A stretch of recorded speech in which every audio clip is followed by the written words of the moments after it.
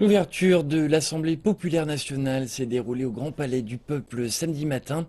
Après avoir écouté le rapport de travail du gouvernement de cette année, plusieurs diplomates et responsables étrangers ont salué les plans économiques de la Chine.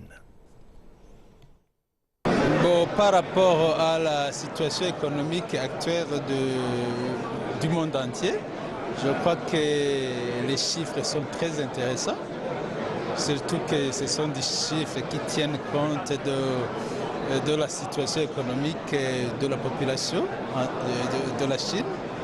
Je crois que ce sont des chiffres qui sont encourageants, surtout à ce moment où tout le monde fait face aux problèmes économiques. C'est la première fois que je participe à la réunion de l'Assemblée populaire nationale et je suis très impressionné par l'honnêteté de la présentation. Les raisons sont très claires et très bien gérées sous ce 13e plan quinquennal. Je pense que la focalisation sur l'amélioration de l'économie pour la prospérité du peuple et de la nation est très claire et que c'est réalisable grâce à la direction stratégique de la Chine, du commandement du président Xi Jinping et du gouvernement chinois. Je pense que c'est très clair et que tous les objectifs pourront être réalisés sous le 13e plan quinquennal.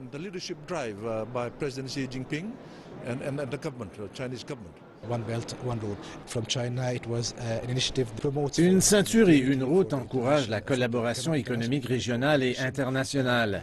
L'Égypte a soutenu cette initiative depuis le début et notre président, lors de ses visites officielles en Chine en 2014 et 2015, a confirmé son soutien au projet. De nombreux accords ont été passés entre l'Égypte et la Chine dans le but de le promouvoir. Le président Xi était au Caire en janvier, une visite historique pour l'Égypte, voire pour le Moyen-Orient.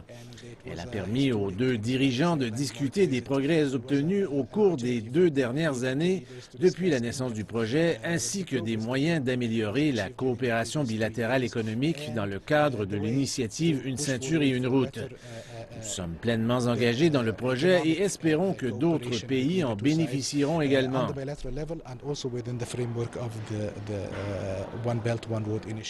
China is at a very important period in their development because La Chine traverse une période de développement critique car elle passe d'une économie basée sur les exportations, l'investissement et la production de masse à une économie basée sur la consommation.